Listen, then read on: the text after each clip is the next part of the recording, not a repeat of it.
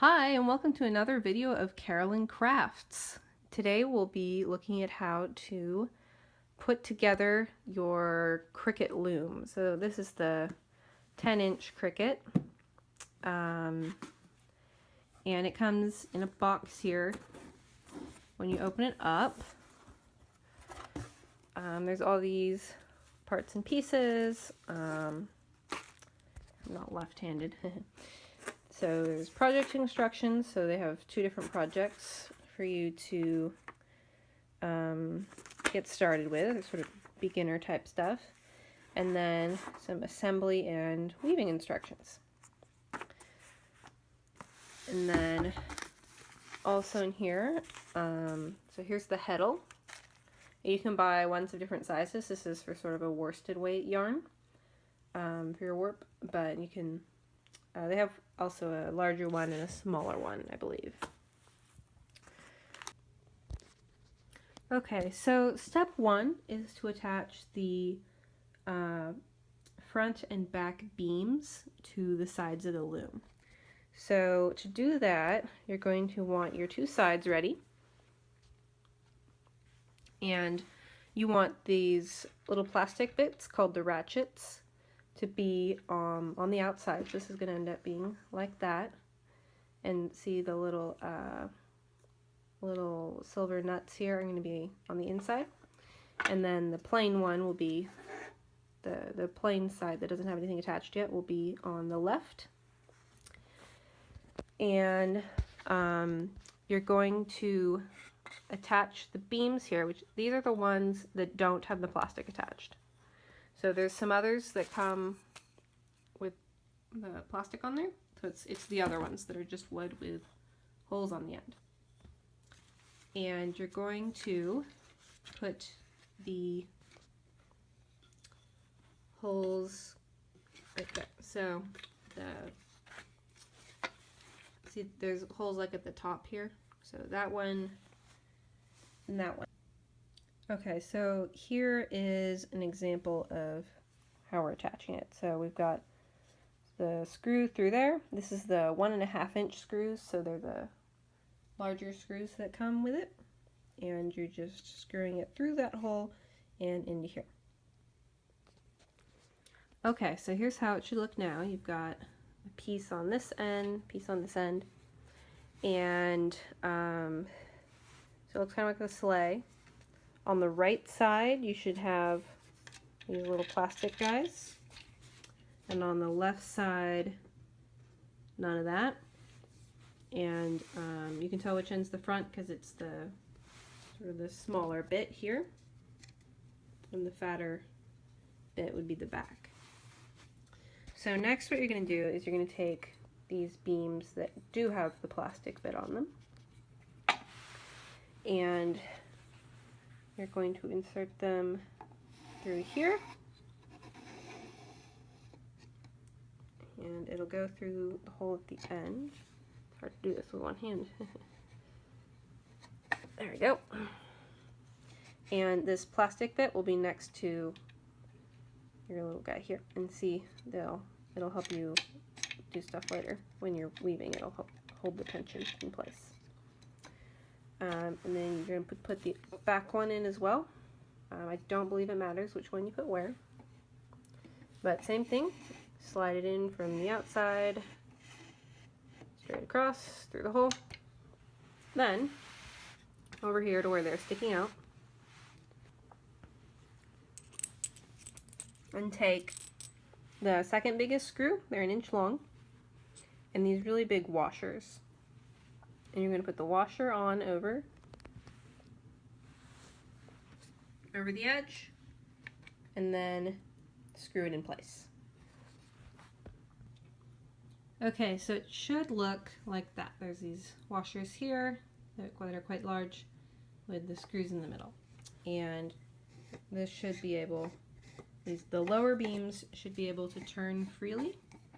The upper beams should be pretty tightly in place. And then the next step, you get these little dowels that are They're about palm sized. And they have a little hole in the middle. I don't know how you can see that. And you'll also have these little tiny screws. I think it says they're 3/8 of an inch. So you should have 2 of each. And these are going to be your little handles. So it does say in the instructions that sometimes these come out a little tight, and so you may have trouble getting it through the hole. I'm not having any issue, as you can see. But they suggest gently tapping it with a hammer if it is too stuck.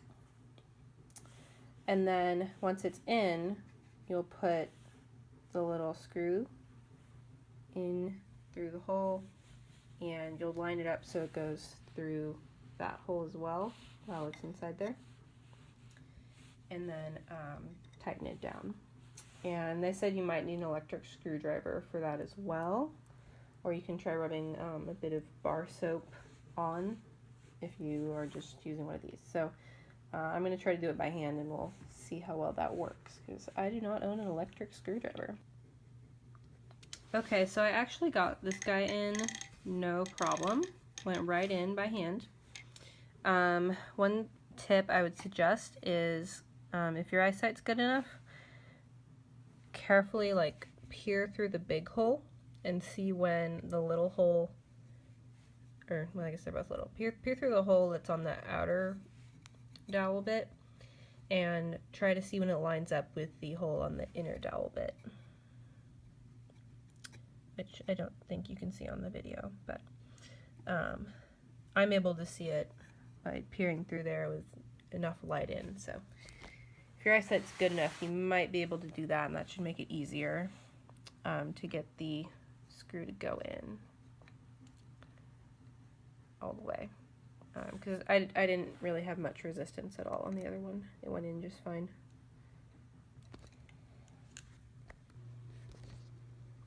Okay, so for the next step, they've actually devised a pretty ingenious way of making sure you end up with even tension on your tying on rods, which I'm not sure what the official term is. I'm a self-taught weaver. But it is a little confusing from the instructions. So I figured out that they've given you these 6 nylon cords. They're all the same length, or they should be, so maybe double check just to be sure. And it looks like it's just one normal thread, but it's not. There's like little loops in it. There you can see. And they're all along the length of it. So what they want you to do is poke your string through. I was able to just put it through. They said if you're having trouble, to like use a little paper clip and flatten it out or straighten it out first. And then you can use that to poke it through. And then what you do is you poke the cord through the very last loop. Okay, so there's a little loop there, and I'm going to take the thread and poke it through. So there's the little loop, poke it through. Okay, and as you'll see, I've put the one in the front through the one from the back. So it doesn't really matter which way you do it, but you need to be consistent. So since I've done it that way, I'm going to do it exactly the same for all of the others.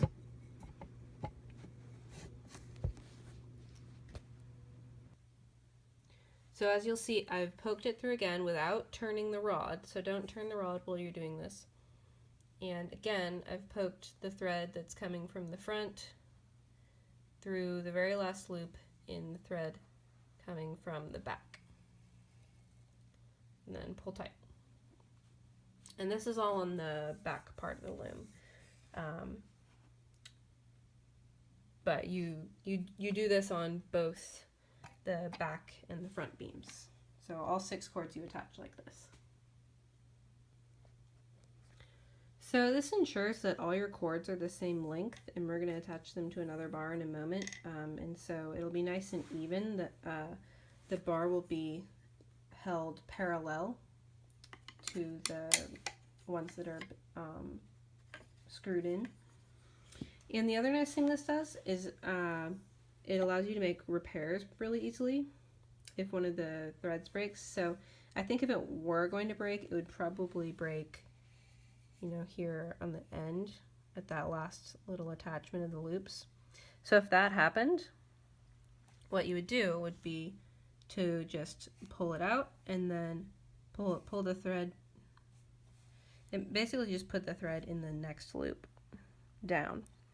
And then if you did that on one, you would need to repeat it on all of the others so that it was even. So yeah, if a thread broke and you needed to fix them, you would just need to fix all the ones on the same end. So like if one broke on the front, you would shift all the front ones down one, but you wouldn't need to worry about the back because you'd just be ensuring that your bar stays parallel to the beams. Okay, so for this next part, we've done my makeshift tripod again, and it's quite similar to how the last bit was, but what you're going to do is you're going to take one of the threads, come out to the end of it, and then on the end of it, open up the very last hole on the end, and then make a loop and slide it through the hole. A little tricky, gotta use your fingernails a little. And then take one of the bars, which is sort of the long thin bits, and put it through there.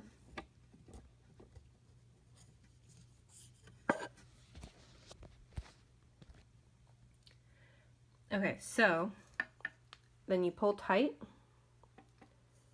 You don't need to pull too hard, it tightens pretty easily. And then you're going to want to attach the next two as well. So ignore the ones on the back, worry about those in a minute. So we're just dealing with the ones on the front. And you're going to want to do them in order. So since I've done the one on the left, I'm going to want to do the middle one next. And then after that, I'll do the one on the right. Because what you don't want to do is do the one on the right and then do the one in the middle, because they'll end up crossed and you won't.